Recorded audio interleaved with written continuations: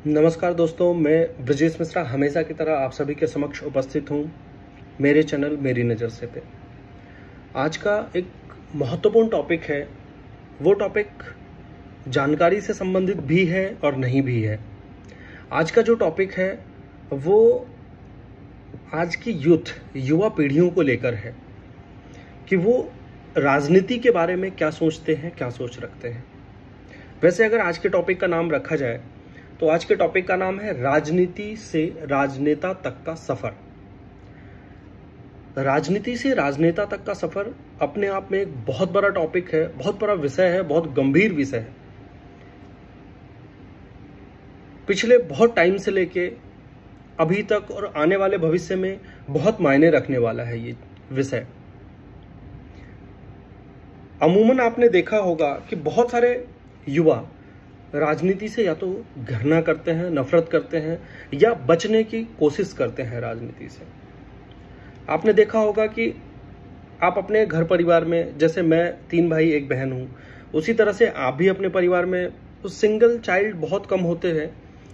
1 भाई 1 बहन मिनिमम होता ही है भारतीय संस्कृति सभ्यता में। वैसे 2 भाई 2 बहन, तो सब अपने अपने करियर को लेकर बहुत संजीदा होते हैं और अपने करियर को लेकर सोचते हैं कि कोई डॉक्टर, कोई इंजीनियर, कोई मल्टीनेशनल कंपनी में, कोई बहुत तरह की चीज़ें अपनी अलग अलग।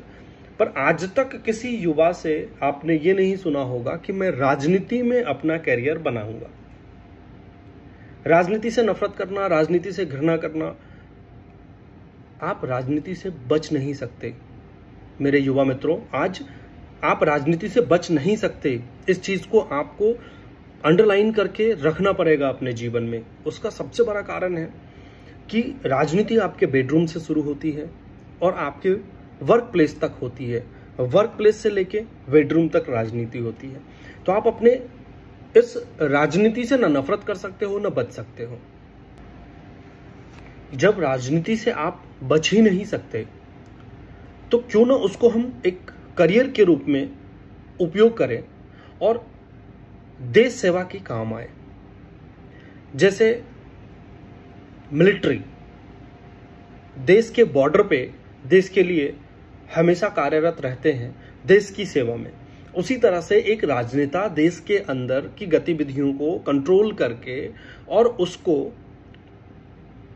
एक रास्ते पे लाके हम इंटरनेशनल मंच पे बहुत बड़ा मैसेज दे सकते हैं कि हम इंटरनल से लेके एक्सटर्नल पॉलिटिक्स तक बहुत अच्छी तरह से संभाल सकते हैं, बहुत अच्छी तरह से कर सकते हैं।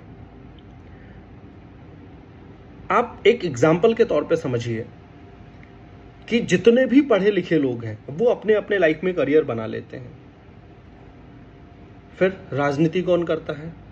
राजनीति समाज में आज तक जो परंपरागत राजनीति रही है, जो ट्रेडिशनल पॉलिटिक्स रहा है, उसमें सबसे ज्यादा ये देखा गया है कि जो समाज में सबसे बेकार लोग जो कुछ नहीं करते वो राजनीति करने लगते हैं। और वो धीरे धीरे धीरे धीरे एक स्टेप, राजनीति की सबसे छोटी इकाई, लोकतंत्र की सबसे छोटी इकाई होती है सरपंच।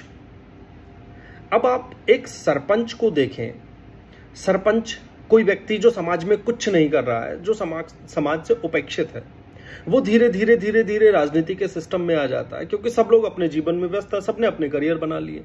तो जो कुछ नहीं कर रहा वो राजनीति शुरू करता है, वो राजनीति करता है। लोकतंत्र की सबसे छोटी इकाई पे वो राजनीति करके आप लोगों के सामने, आप लोग उसको कहते हो कि ठीक है यार, सिंपैथी देके इसको, ये समाज के लिए इधर उधर करते रहता है, कुछ नहीं करता, सबके काम इधर उधर से करवाते रहता है, तो इसको सरपंच बना देते हैं। गलती हमारी वहीं से शुरू होती है।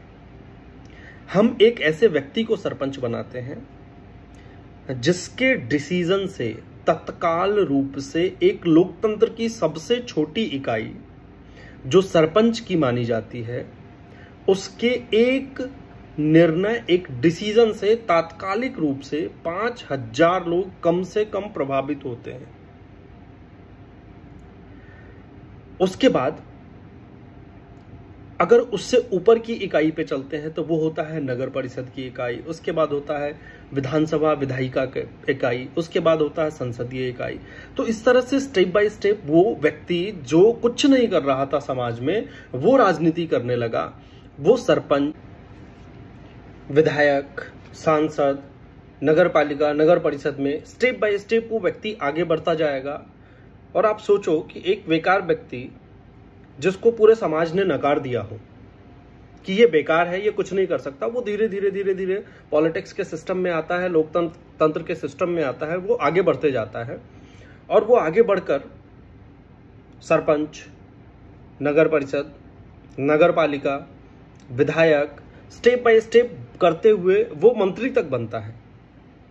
अब आप सोचो कि हमने जैसे पिछले वीडियो में बताया था कि भारत को चलाने वाले भारतीय प्रशासनिक सेवा और राज्य प्रशासनिक सेवा के लोग होते हैं। अब ये लोग जो लोकतंत्र में आपके द्वारा चुने जाते हैं, जो जैसे कि हमने बताया कि वो समाज के बेकार लोग होते हैं, जो कुछ नहीं कर पाते, वो राजनीति के सिस्टम में आ जाते हैं, वो राजनीति करने लगते हैं और स्टेप बाय स्टेप बढ़ के वो एक दिन कैबिनेट मिनिस्टर बनता है आपके राज्य का। और वहां जाके वो निर्णय क्या लेगा, क्योंकि उसका सहयोगी पैरेलल में सरकार चलाने के लिए एक लोकतंत्र का व्यक्ति होता है और दूसरा व्यक्ति होता है शासन और प्रशासन का पैरेलल में। तो शासन प्रशासन का व्यक्ति जो आता है वो हाईली क्वालिफाइड और हाईली एजुकेटेड व्यक्ति होते हैं। जैसे मान लो कि आप भारतीय प्रशासनिक सेवा के कोई व्यक्ति हैं, राज्य प्रशासनिक सेवा के कोई व्यक्ति हैं, या एसएससी से कंपटीशन कंप्लीट करके कोई व्यक्ति आया है, उसका आईक्यू लेवल, और एक वो व्यक्ति जो लोकतंत्र से चुना हुआ, जो कुछ नहीं करता था समाज में, वो धीरे धीरे सिस्टम में इन्वॉल्व होके और वो उस विभाग का कैबिनेट मिनिस्टर हो गया। तो क्या दोनों का आपस में आईक्यू कभी सेम हो सकता है? क्या दोनों का सामंजस्य एक जैसा बैठ के बेहतर निर्णय लेके एक बेहतर समाज, एक बेहतर जिला, एक बेहतर राज्य का निर्माण हो सकता है? क्या उस राज्य का कभी विकास हो सकता है? तो ये बहुत बड़ी खाई है। एक ऐसा व्यक्ति जो कैबिनेट में कैबिनेट मिनिस्टर बन के बैठा है, उसका आईक्यू लेवल क्या भारतीय प्रशासनिक सेवा या राज्य प्रशासनिक सेवा या एसएससी के कंपटीशन जो कॉम्पिटिट करके, जो कंपटीशन क्लियर करके जाते हैं, वहां तक पहुंचते हैं, उनके आईक्यू लेवल के बराबर भी होगा जो वो वहां बैठ के डिसीजन ले सकते हैं? गलती इसमें उनकी नहीं है कि वो वहां जाके बैठे हैं, वो कुछ नहीं कर सकते थे, इसीलिए समाज में उन्होंने राजनीति शुरू की। क्योंकि आज का युवा या कल का युवा या आने वाला कल का युवा राजनीति में अपना भविष्य पढ़ लिख कर नहीं बनाना चाहता। उसका सबसे बड़ा कारण है, सबसे बड़ी एक गलत फहमी हम कह सकते हैं कि सभी लोगों का है कि राजनीति सिर्फ वही लोग कर सकते हैं जिनका परिवारवाद हो, जिनका परंपरागत राजनीति, ट्रेडिशनल उनके परिवार में कोई राजनेता हो, या जिनके पास बहुत सारे पैसे हो, सिर्फ वही राजनीति कर सकते हैं। ऐसा नहीं है मेरे मित्रों, ऐसा नहीं है मेरे दोस्त। आज आप इतिहास उठा के देखोगे तो जिनके पिताजी मुख्यमंत्री, आज मैं मध्य प्रदेश की बात कर रहा हूं कि मध्य प्रदेश में मोतीलाल वोहरा जो कांग्रेस के मुख्यमंत्री थे, उसके बाद जो मुख्यमंत्री हुए अर्जुन सिंह, उनका पुत्र अजय सिंह और राहुल भैया, आज देखो क्या सफल राजनेता है। अरे हम तो राज्य की बात छोड़ो, मैं दिल्ली की बात कर रहा हूं। क्या वहां जो परिवारवाद का राजनीति था, क्या वो सक्सेस है? क्या वो सफल है? क्या उसका नेतृत्व तो आपको मंजूर है? नहीं। मोदी जी के पिताजी कोई राजनेता नहीं थे, उन्होंने अपना करियर चुना देश की सेवा के लिए निस्वार्थ भाव से। उसी तरह से आज के युवा, उनका यह कहना है किसी तरह से बचना, राजनीति से बचने के लिए उनके बहुत तरह के बहाने होते हैं आज के युवाओं के पास। या तो परिवार में कोई नेता हो, राजनेता हो, या तो परिवार के पास बहुत सारा पैसा हो, या राजनीति में कैसे घुसा जाए उनके पास गाइडलाइन नहीं होता है।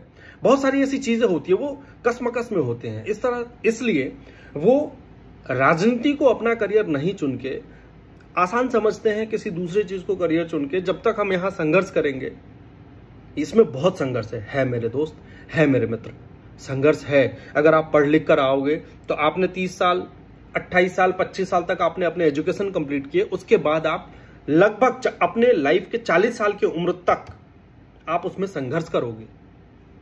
क्यों संघर्ष करोगे? उसका सबसे बड़ा कारण है कि आपका आईक्यू लेवल और एक भारतीय प्रशासनिक सेवा, एक राज्य प्रशासनिक सेवा या एक एसएससी वाले लोगों के से ऊपर का आईक्यू लेवल होगा, क्योंकि आपने उस तरह के एजुकेशन लिए हैं।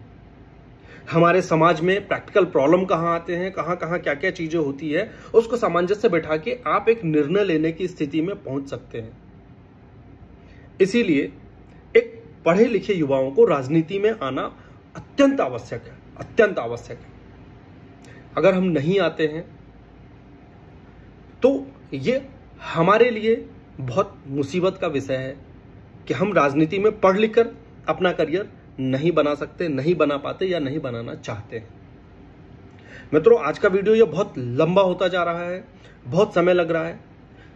इसको कई पार्ट में हम पूरा करेंगे, कई पार्ट में पूरा करेंगे इस जानकारी को, इस भारत के भविष्य को। ये जानकारी नहीं है, ये भारत के भविष्य का टॉपिक है। युवाओं को राजनीति में आना कितना महत्वपूर्ण है। और आप लोगों को के पास किसी तरह का क्वेश्चन हो तो जरूर इस वीडियो के नीचे कमेंट करें। आप ये भी हमें बता सकते हैं कि हम अगला वीडियो किस टॉपिक पे बनाएं। अभी तो फिलहाल इस टॉपिक को लेके हम 4, 5, 6 पार्ट में कोशिश करेंगे कि इस टॉपिक को समाप्त करके आप लोगों तक पहुंचा के इस टॉपिक को, उसके बाद फिर हम टॉपिक चेंज करें। लेकिन इस बीच में भी हम कौन सा विषय, कौन सी चीजें, कौन सा ऐसा क्वेश्चन है जिसका जवाब हमसे स्लिप हो रहा है, मिसमाइंड हो रहा है, हम ये सारे जवाब आप लोगों को देंगे। इस वीडियो के नीचे कमेंट करें, इस वीडियो को लाइक करें, शेयर करें, सब्सक्राइब करें और अगले वीडियो में मिलते हैं इससे विस्तृत जानकारी को लेकर। तब तक के लिए जय हिंद, जय भारत।